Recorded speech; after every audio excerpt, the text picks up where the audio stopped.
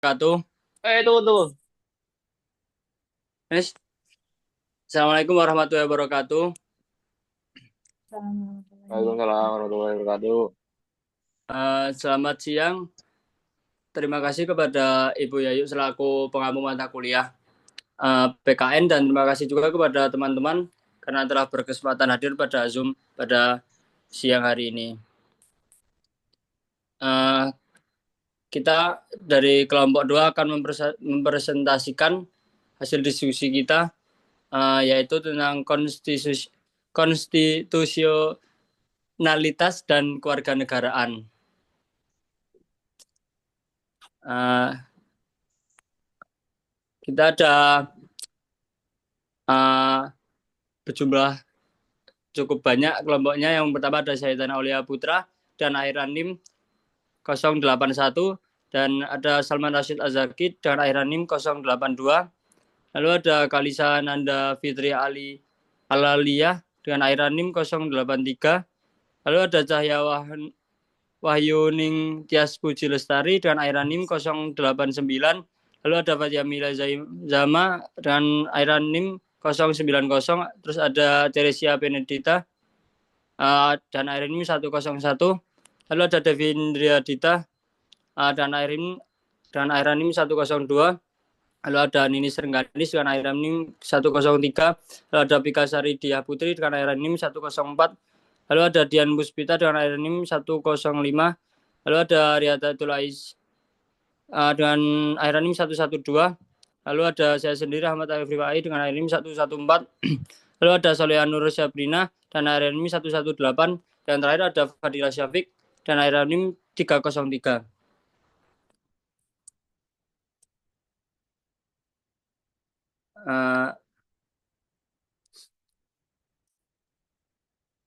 Selanjutnya akan disampaikan oleh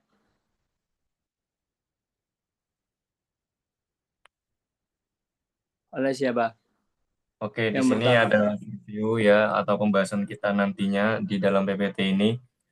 Yang pertama ada nilai dan norma konstitusional UUD 1945, kemudian hak dan kewajiban warga negara Indonesia, persamaan kedudukan warga negara dalam berbagai bidang kehidupan. Oke, masuk ke pembahasan pertama yaitu tentang Undang-Undang Dasar 1945.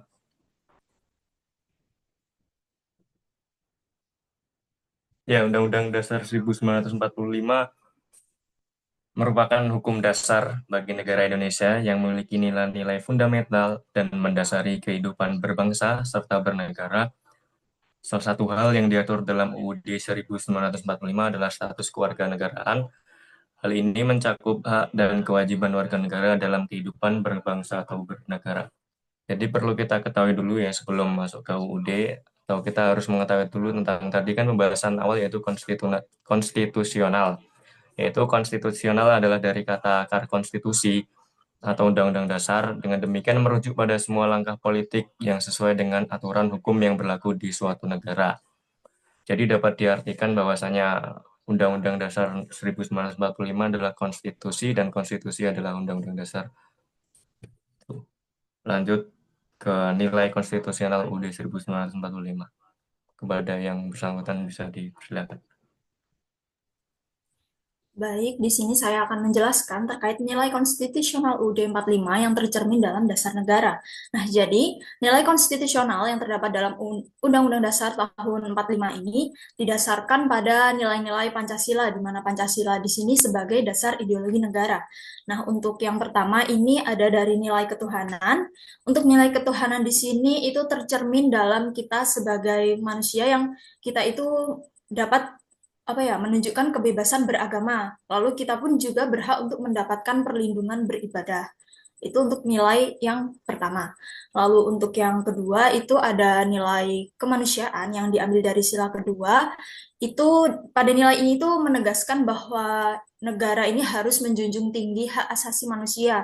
Jadi kita sebagai manusia, sebagai warga negara Indonesia ini, kita itu memiliki kedudukan yang sama.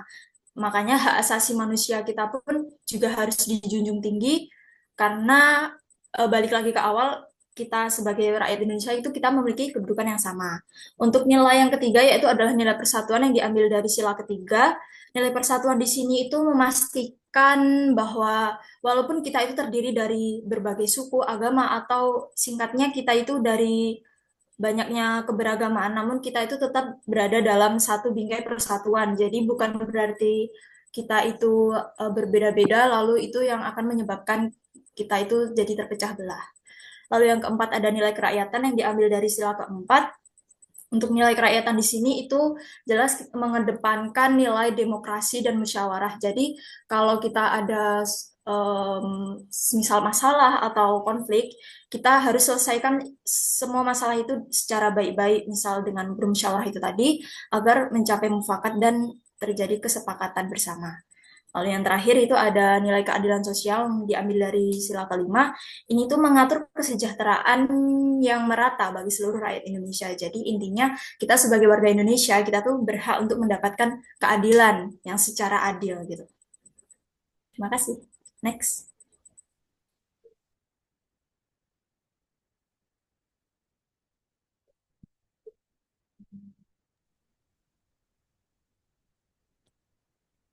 Selanjutnya ada norma konstitusional. Nah, perlu kita ketahui ya, aturan dasar yang mengatur bagaimana negara kita berfungsi. Salah satu yang utama adalah norma dasar negara, yang menjadi landasan semua kebijakan di Indonesia, seperti Pancasila, yang dijadikan sebagai pedoman dalam kehidupan berbangsa dan bernegara. Kemudian, ada norma kelembagaan. Ya, norma ini mengatur sistem pemerintahan, termasuk tugas presiden, DPR, dan lembaga negara lainnya. Kemudian, ada norma HAM. Nah, norma ini juga sangat penting karena memastikan bahwa setiap warga negara memiliki hak yang dilindungi, seperti hak atas pendidikan, kesehatan, dan juga kebebasan berpendapat. Selain hak, kita juga harus memahami yang namanya norma hukum dan peraturan perundang-undangan. Nah, norma ini mengatur bagaimana hukum di Indonesia dibuat dan diterapkan, seperti KUHP dan peraturan daerah. Terakhir, ada norma kewajiban warga negara.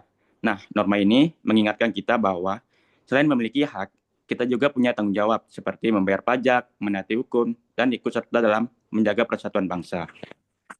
Jadi, dari norma-norma yang saya sebutkan tadi, bukan hanya sekedar aturan tertulis, tetapi bagian dari kehidupan kita sehari-hari.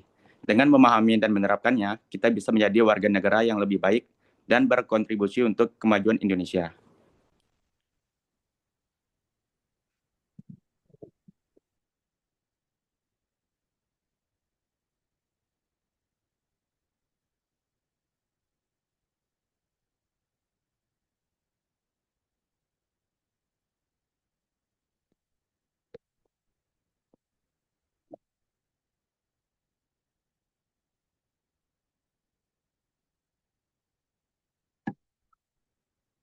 Baik, mohon maaf, saya akan menjelaskan apa itu hak dan juga kewajiban. Sebagai individu yang hidup dalam suatu bangsa, dapat dipastikan tak luput dari interaksi. Interaksi ini dilakukan salah satunya untuk menjalankan tanggung jawab atas kewajiban pada negara dan juga menerima hak yang harus didapat oleh individu sebagai warga negara. Hak dan kewajiban telah diatur dalam Undang-Undang Dasar 1945 yang menjadi dasar dari negara Republik Indonesia. Baiklah, saya akan menjelaskan apa itu hak.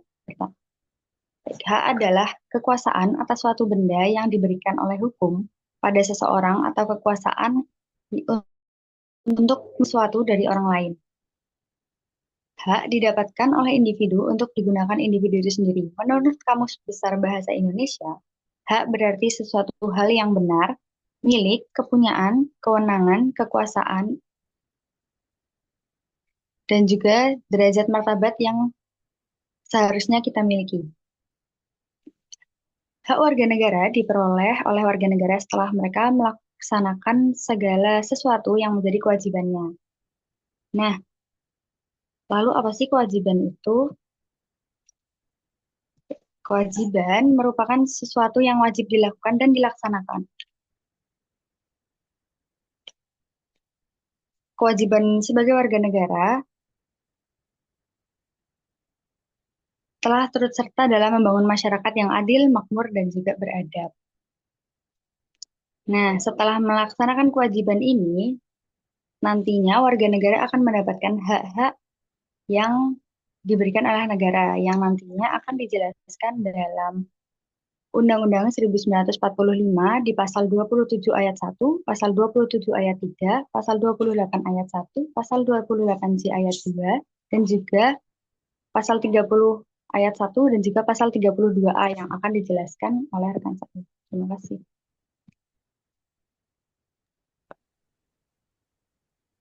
Baik.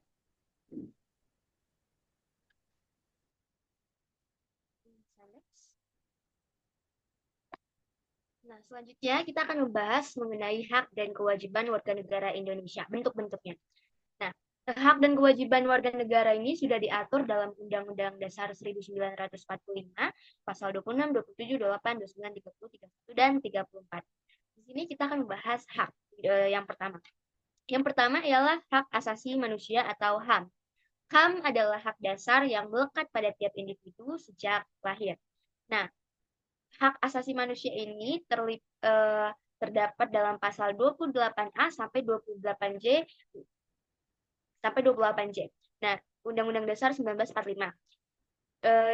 Pasal 28A ini berbicara tentang hak untuk hidup dan mempertahankan kehidupan. 28D hak atas kebebasan dan kesetaraan, yakni perlakuan yang sama di hadapan hukum dan pemerintahan.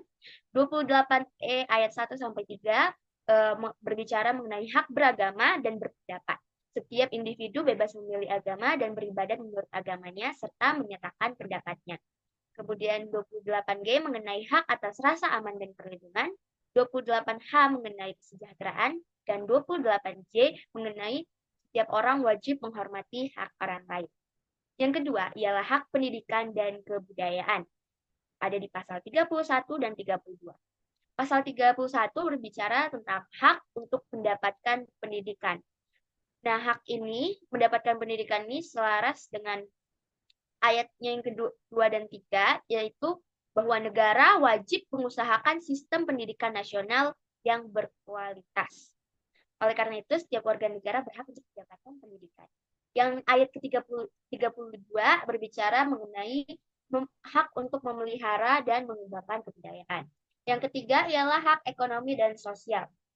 Pada pasal 27 ayat 2, setiap warga negara berhak atas pekerjaan dan penghidupan yang layak.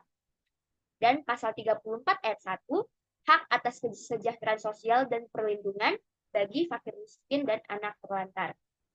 Oleh karena itu, fakir miskin dan anak terlantar dilindungi oleh negara melalui lembaga-lembaga pemberdayaan dan lembaga sosial yang ada. Yang keempat ialah hak perlindungan hukum. Pada pasal 28D ayat 1, berbunyi setiap warga negara berhak mendapatkan perlakuan yang adil.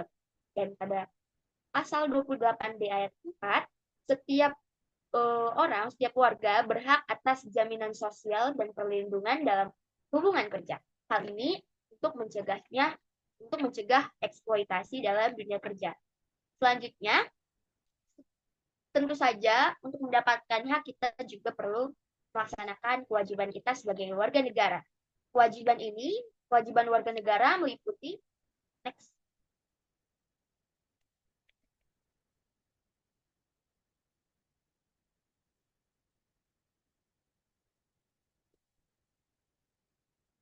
Dan next.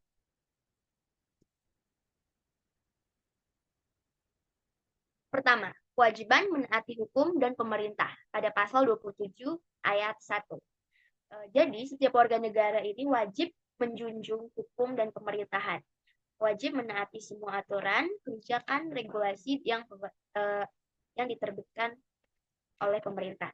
Yang kedua ialah kewajiban bela negara, pasal 27 ayat 3. Warga negara wajib ikut serta dalam upaya bela negara. Yang ketiga ialah kewajiban menghormati HAM atau hak asasi manusia. Pada pasal 28 ayat 1. Menghormati HAM ini meliputi menghormati HAM orang lain dalam kehidupan berbangsa, bermasyarakat, bernegara, wajib tunduk kepada undang-undang, wajib menghormati nilai-nilai agama, keamanan, ketertiban umum dalam suatu masyarakat yang demokratis. Dan yang kewajiban yang terakhir ialah kewajiban membayar pajak dan retribusi pada pasal 23A. Setiap warga negara wajib membayar pajak yang digunakan untuk pembangunan nasional. Dan berarti juga pemerintah wajib untuk mengelolanya sebaik mungkin. Sekian dari hak dan kewajiban warga negara Indonesia.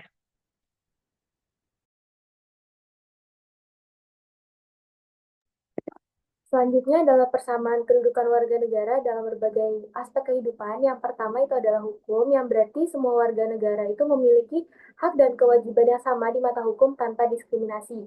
Dan pada pasal 27 ayat 1 Undang-Undang Dasar 1945 itu telah menegaskan kalau misalnya semua warga negara itu wajib menjunjung tinggi hukum tanpa terkecuali. Dan pada prinsip rule of law sendiri itu menegaskan kalau misalnya hukum itu memiliki kedudukan yang paling tinggi dan itu berlaku untuk semua orang. Dan di sini penerapannya itu, implementasinya itu yang pertama warga negara berhak atas penerapan hukum yang adil, terus warga negara berhak atas kesetaraan dalam proses hukum, dan warga negara juga berhak atas perlindungan hukum. Nah, di sini yang kedua adalah dalam aspek sosial, di mana setiap warga negara memiliki hak yang sama dalam kesejahteraan sosial tanpa diskriminasi. Pada Undang-Undang Dasar pada UU nomor 11 tahun 2009 itu menegaskan tentang pentingnya kesejahteraan sosial untuk kehidupan yang layak. Dan di sini kesetaraan sosial itu mencakup akses pelayanan kesehatan yang adil dan inklusif, terus ada juga akses pendidikan yang merata, di mana sesuai dengan UU nomor 20 tahun 2009, dan juga mencakup peluang kerja yang setara itu sesuai juga dengan pasal 27 ayat 1 Undang-Undang Dasar 1945, dan yang terakhir mencakup partisipasi masyarakat untuk kesejahteraan sosial. Nah, di sini negara itu wajib memenuhi hak-hak tersebut dengan bantuan kerjasama dengan masyarakat untuk membangun kesejahteraan dalam kehidupan sosial. Nah, terus yang ketiga itu dalam aspek ekonomi, di mana setiap warga negara memiliki hak yang sama untuk berpartisipasi dalam perekonomian. Pada pasal 33 Undang-Undang Dasar 1945 itu telah menegaskan perekonomian yang berbasis kekeluargaan dan juga berbasis keadilan sosial. Di sini ada beberapa hal yang wajib diatur oleh negara seperti cabang produksi dari usahanya, terus sumber daya alam yang digunakan untuk usaha tersebut. Kenapa diatur? Karena itu untuk menjaga kesejahteraan dari rakyat itu sendiri. Dan juga ada beberapa praktik yang memang dilarang dalam perekonomian Indonesia, seperti monopoli, monopsoni, dan juga oligopoli. Hal ketiga praktik tersebut dilarang itu karena dapat mengganggu kesetaraan rakyat, makanya mengganggu kesetaraan ekonomi, maaf. Makanya dilarang karena untuk menjaga kesetaraan ekonomi Indonesia. Nah, terus yang terakhir adalah dalam aspek politik, di mana semua warga negara berhak berpartisipasi dalam politik. Nah, di sini pada UU nomor 7 tahun 2017 itu menegaskan tentang telah menjamin hak memilih dan hak dipilih bagi warga negara. Terus habis itu pada pasal 28 Undang-Undang Dasar 1945 juga telah menegaskan kebebasan bagi warga negara untuk berserikat, berkumpul, dan juga untuk menyampaikan pendapat mereka. Dan di sini kesetaraan dalam politik juga mencakup tentang hak perempuan dan juga hak bagi kelompok minoritas untuk berkontribusi dalam kepemerintahan dan juga kebijakan publik. Dan di sini persamaan kedudukan warga negara dalam hukum, sosial, ekonomi, dan juga politik itu bertujuan untuk menciptakan masyarakat yang adil, demokratis dan juga yang pasti sejahtera. Dan di sini negara memiliki kewajiban untuk menjamin hak-hak warga negara ini. Dan sementara di sisi lain, masyarakat juga harus berkontribusi aktif untuk ikut serta menegakkan keadilan juga kesetaraan yang ada. Terima kasih.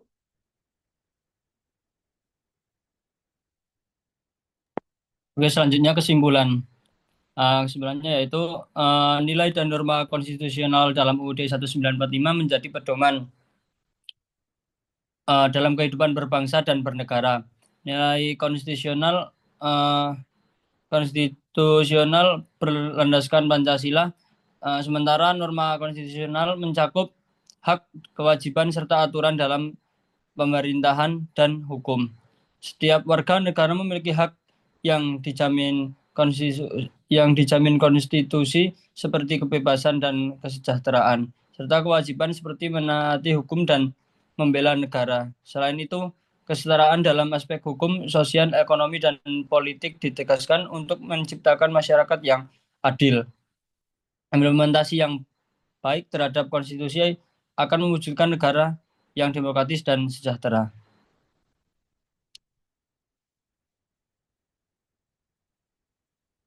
Baik, sekian dari kelompok 2. Jika ada kekurangannya, mohon dimaafkan. Assalamualaikum warahmatullahi wabarakatuh. Waalaikumsalam.